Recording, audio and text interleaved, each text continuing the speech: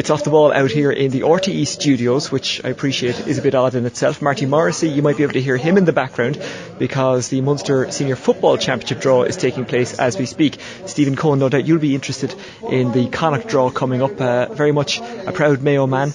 How do you feel at this time of the season? Do you reflect? Do you look ahead? Do you rest? What do you do at this time of the year? I suppose for a lot of guys are still playing club championship, and even myself, I'm playing Sigerson football last night. So look, I think it's later on in the year, come into November time, you get to have a real chance to reflect. There's a lot of stuff to focus on at the minute, but look, it's been a long year and we'll analyse it when the time's right. Is that tough for you because the Sigerson League is really, really high grade? I mean, it's practically inter-county, so during these tough winter months you're not getting a chance to rest up. We will when the time is right. I mean, our manager John Dibley is very good at making sure our load is not too heavy, and he'll always give us a chance to take a breather. But Sigerson football is very enjoying, so we like doing it, and it's fresh, you know. So something to look forward to. John Dibley, a Galway man. How does that feel working under a Galway man? He's the finest. He's dead sound. He's 100%. He understands what the West is like. So I know. Look, he's a great fella, and we all have great respect for him. So just looking forward to the season ahead. Talk to me about Mayo's season. I heard someone say recently, I think it was John O'Mahony, a former Mayo manager and an All-Ireland winning manager with Galway, that they're the best team ever to not win in All-Ireland. What do you think of that assessment? That's an interesting statement, I suppose, but look, every year we're just trying to improve on the previous year, and look, we felt we might have done that a bit more this year. The plan was to try and win a Connacht Championship and go that way, but that didn't happen, so we had to adapt. And look, as the playoffs and the back door went on, we got better and better, and just unfortunately fell short at the end. But look, Dublin were a great team and deserved winners. How much do you replay that last 5 minutes, we'll say, of the final back in your head? How much do you think about it?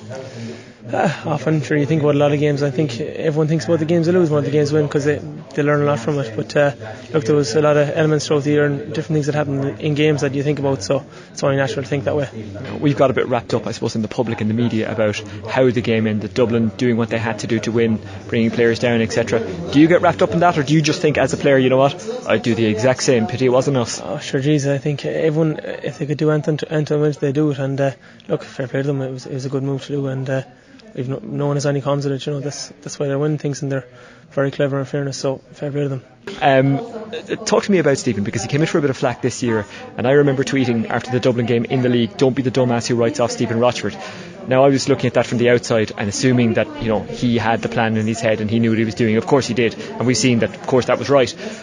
What did you think during the year when the criticism was mounting up a bit, especially in the early stages of the qualifiers? Geez, we've never had any doubt in Stephen, in fairness. I mean, players have to take a lot of responsibility for performances as well. Look, we've great time from him, and as I said, everyone in the management and really believe in what they're doing, so we're just going to keep working hard for them as much as we can.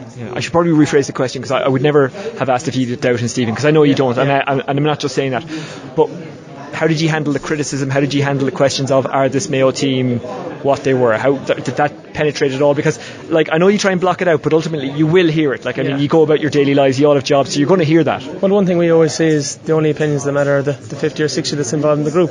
And that really is the way we stick to it, and everyone else's opinions are irrelevant in our eyes, so long as we learn from our own mistakes and what we've done. And felt we did that throughout the year.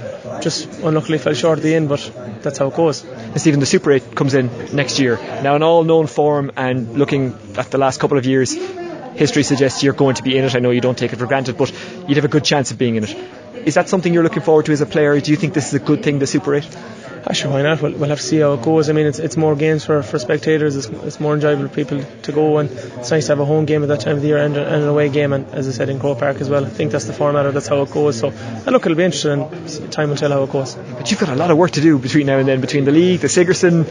Obviously you've got your college work to do. You've got a lot going on. Oh, for sure, yeah. But I think everyone does, and I mean, we don't have to play football. No one ever told us we had to play football, but we like doing it, so it's something that we'll always make time for it, you know. And where are you studying at the moment? Just across the road there in UCD. So yeah, I'm studying Ag Science, my final year now, so oh wow, okay. I don't want to let go yet now, but I suppose I'll have to at some stage. You will indeed. I'm a UCD student at the moment as well, but I told John I couldn't declare for Sigerson this year. I needed to concentrate on my studies. How difficult is it travelling up and down? Because that's another thing that's talked about with this Mayo squad, that it's quite hard when you're going up and down to training, and you know that's a tough thing to do. Well, it's not too bad, I suppose, for me. I mean, I suppose we train up in Dublin for earlier parts of the year, and then during the summer I get to go home because I'm in college. But as I said, I could be training on a Tuesday or Wednesday night, and I get back up I'm in no rush to get up in the morning. I'm in college, so it can recover easy. I suppose it's very difficult possibly for lads who are working, but as I said, they don't have to be there, they don't have to do it, but they like doing it, so they'll make them sacrifices. Stephen, the very best of luck in 2018, the very best of luck with your studies. Thank you for joining us. It is Off the Ball